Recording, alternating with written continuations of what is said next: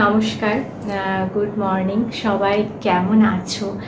আশা করি সবাই খুব ভালো আছো এবং সবাই খুব ভালো থেকো। আর আমিও খুবই ভালো আছি এবং খুবই আনন্দ অনুভব করছি।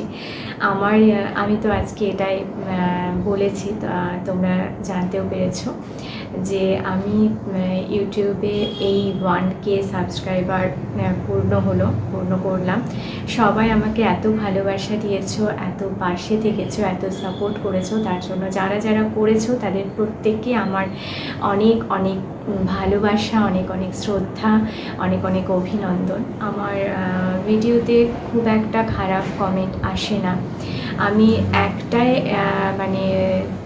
একটা খুবই নোংরা কমেন্ট দেখেছিলাম, একজনই করেছিল নোংরা করে, মানে নোংরা ভাষা লিখেছিল একজন। তার নামটা আমি বলতে চাইছি না, তবে এটাই তো আমাদের জীবন। আমরা সবসময় সবার কাছ থেকে কিন্তু ভালোবাসা পাই না। কারো কাছ থেকে ঘেন্না পাই, কারো কাছ থেকে রাগ পাই, কারো কাছ থেকে অনেক কিছুই পাই, আবার কারো কাছ থেকে অনেক ভালোবাসা পাই। তো যারা আমায় ভালোবাসো, সেই ভালোবাসাটুকু নিয়ে আমি এগিয়ে যেতে চাই। তার জন্য সবাইকে অনেক ধন্যবাদ। আর আমি যে কথাটা আজকে তোমাদের সাথে শেয়ার করব সেটা হচ্ছে আমার এই গল্পটা, এই যে 1K জার্নির যে গল্পটা, সেটা আমি তোমাদেরকে শেয়ার করব। আমি যখন আমার ইউটিউবে প্রথম একটা চ্যানেল খুলেছিলাম, সেটা সবার যেরকম একটা ইমেল আইডি থাকে, সেখান থেকে ইউটিউবটা জাস্ট ইউজ করার জন্য যেরকম সবাই ইউজ করে সেরকমই আমি ব্যবহার করতাম। সেখানে কোনো ফটো ছিল না, কোনো কভার ফটো ছিল না, কিছুই ছিল না।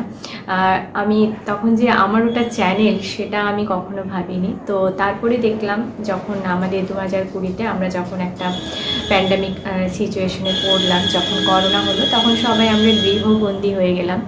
এবং তখন দেখলাম যে সবাই সবার নিজের যেটুকু প্রতিভা সেটা সবাই তুলে ধরছেন। সোশ্যাল মিডিয়া একটা বিশাল বড় প্ল্যাটফর্ম হয়ে যাচ্ছে সবার জন্য। তো আমিও ভাবলাম যে ঠিক আছে, আমি তো কবিতা বলতে পারি, আবৃত্তিটা আমি করি, তো সেটাই আমি শুরু করি। তো সেই চ্যানেলটাতে আমি প্রথম সেটাই শুরু করেছিলাম। আমি আবৃত্তি করতাম, ছোটো ছোটো এই যে মিনি ব্লগগুলো আমি এই চ্যানেলে শেয়ার করি, সেটাতে আমি করতাম না। তো ওটা আমি 2020-তে শুরু করেছিলাম। তারপরে মোটামুটি 1 মাস 2 মাস যাওয়ার পরে আমার যখন আমি রীতিমতো দিতে থাকলাম কবিতাগুলো, সপ্তাহে 2-3টে করে দিতাম, তো তখন দেখলাম যে চ্যানেলটা মোটামুটি ভালো ভিউজ আসছে। এবং একটা ভিডিও দিয়েছিলাম আমি লক্ষ্মী ভাণ্ডার বলে, আঞ্চলিক ভাষায়। তো সেটা প্রচণ্ড পপুলার হয়েছিল, সেটা ভাইরাল হয়ে গিয়েছিল। মানে আমার কাছে সেটা ভাইরালই ছিল, কারণ 6K ভিউজ হয়েছিল এবং সবাই অনেক অনেক লাইক, অনেক অনেক কমেন্ট সেটাতে হয়েছিল। তো আমি তখন ভেবেছিলাম যে ঠিক আছে, আমার এই আঞ্চলিক ভাষায় কবিতাটাকে এত সবাই সাপোর্ট করেছে, তো আমি সেটাতেই কিছু করব। তারপরে হঠাৎ করে একদিন কি হলো, চ্যানেলটা আর খুলছিল না, মানে সাইন ইন করতে পড়ছিল। এবার আমি তো তখন এত গুরুত্ব দিয়ে চ্যানেলটাকে ওপেন করিনি, মানে তখন আমি জানতাম না যে আমাকে পাসওয়ার্ড, ইমেলে মানে পাসওয়ার্ডটা এত সুন্দর করে মনে রাখতে হবে, ভালোভাবে মনে রাখতে হবে, যাতে ওটা কোনোদিন ভুলে না যায়, বা আমাকে কোথাও মেমোরিতে বা যে কোনো জায়গায় সেভ করে রাখতে হবে, এটা আমি জানতাম না। যে কোনো জায়গায় নয়, সরি, ভালো জায়গায়। অ্যাকচুয়ালি আমি মানে গুছিয়ে কথাগুলো ঠিক তোমাদের বলতে পারছি না, এতটাই আমি আনন্দ ফিল করছি। তো যাই হোক, তারপরে আমার চ্যানেলটা সাইন ইন হয়ে যাওয়ার পরে আমি কিছুতেই সেটাকে আর ওপেন করতে পারিনি।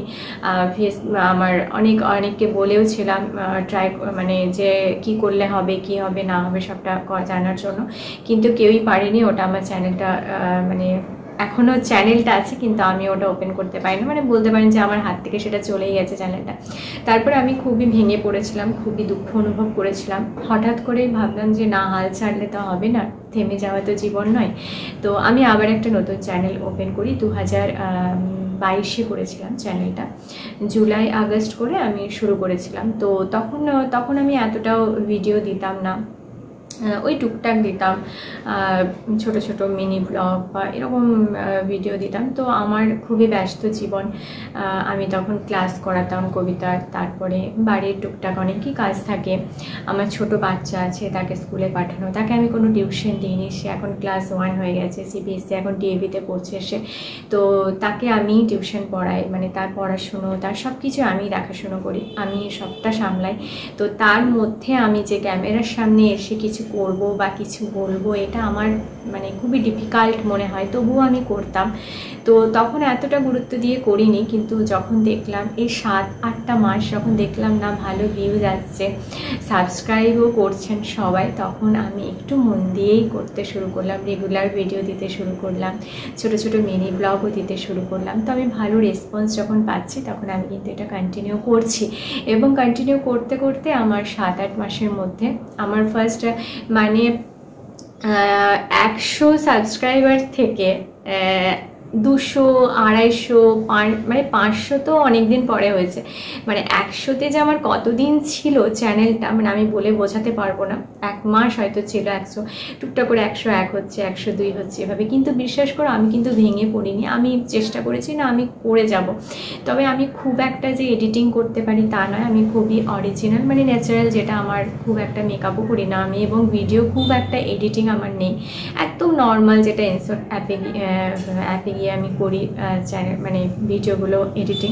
যেটুকু সময় পাই খুবই কম সময় পাই, এবং রাত্রেও আমি বেশি সময় পাই না, কারণ রাত্রে হচ্ছে আমার মেয়ে আমাকে ছাড়া ঘুমায় না। মানে আমি যদি পাশের রুমে কোনো কাজ করি, যেমন আমি মাস্টার্স করলাম মিউজিকে, তো আমার যখন MS সেমগুলো চলছিল আমি রাত্রে প্র্যাকটিস করতাম, তখন সারাদিন তো সময় পেতাম না, তো আমার মেয়ে ওইখানে গিয়ে বসে থাকতো। এবার একটা ছোট বাচ্চা যদি পাশে গিয়ে বসে থাকে তখন মনে হয় যে একটা কনসেন্ট্রেটেরও অভাব হয়, যে না ও এখন বসে আছে, এখন ঘুমোচ্ছে না, কাল সকালে বা স্কুল আছে, তো চলো আমি গিয়ে শুয়ে পড়ে, আবার দেখা যাবে তারপরের দিনটা কী হবে। মানে একজন মা, একজন বিবাহিত মেয়ের কতটা যে স্ট্রাগল থাকে জীবনে স্ট্যান্ড করতে গেলে, মানে হয়তো যারা এখনও এই পরিস্থিতিতে পড়েনি তারা ফিল করতে পারবে না, ছেলেরা তো হয়তো ফিল করতে পারবেই না। তো তবুও মনে হয় কেউ ডিমোটিভেট হও না, কেউ যদি কারো কিছু করার চেষ্টা থাকে, কারো যদি করার কিছু ইচ্ছা থাকে, তবে চেষ্টাটা করে যেও, পরিশ্রমটা করে যেও, সফলতাটা একদিন আসবেই। আমিও তো দেখো টুকটুক করে আজকে 1K হয়ে গেল, জানি না পরবর্তীতে কি হবে বা আমি আদৌ কন্টিনিউ করতে পারবো কি না। তো যদি পারি তোমরা প্লিজ আমার পাশে থেকো, এটাই আমার বলার ছিল আমার এই জার্নিটা। তো আজকে আমি মানে 1K হতে হতে আমি সময় পাইনি, ভিডিওটা হয়তো আমি 1 সপ্তাহ পরে বানালাম। 1K আমার আগেই হয়ে গেছে, এখন আমার 1037 জন সাবস্ক্রাইবার। তো তাদের প্রত্যেককে আমার অসংখ্য ধন্যবাদ, অনেক অনেক ভালোবাসা। সবাই এভাবেই পাশে থেকো, ভালোবাসা দিও। আর কারো যদি আমার ভিডিও খারাপ লাগে তো আমাকে বলো কেন খারাপ লাগছে, কি ভুল হচ্ছে, আমি সেটা সংশোধন করে নেওয়ার চেষ্টা করব। কারণ সংশোধন না, ভুলটা না ধরিয়ে দিলে কিন্তু বোঝা অনেক সময় যায় না, নিজেকে নিজে শুধরে নেওয়া হয়তো অনেক সময় যায় না। তবে কোনো ভুল হলে তোমরা যদি আমায় বলে দাও, আমি অবশ্যই শুধরে নেওয়ার চেষ্টা করব। আর আমি আমার মতো করে করি, তো যেটুকু পারি, যেটুকু সময় পাই সেটুকুই করি, আর আমি যেটুকু জানি সেটুকু করি। কবিতার ক্ষেত্রে অনেক সময় আমারও ভুল হয়, আমি তো অনেক বড় কিছু শিল্পী নই, তো যদি ভুল টুল হয় ক্ষমা করে দিও, আর পাশে থেকো। আর তোমরাও যারা নতুন চ্যানেল ওপেন করছো, যারা ভাবছো ইউটিউবে কিছু করবে, মানে ইউটিউব চ্যানেল ওপেন করবে, তারা অবশ্যই করতে পারো। এবং ইউটিউব এমন একটা জায়গা যেখানে কিন্তু ধৈর্য হারালে হবে না একদম। যাই হোক, সাবস্ক্রাইবার যতই থাক, ভিউজ হোক না হোক, তোমার যেটুকু প্রচেষ্টা তুমি সেটা চালিয়ে যেও, আশা করি একদিন সফলতা আসবে। ধন্যবাদ।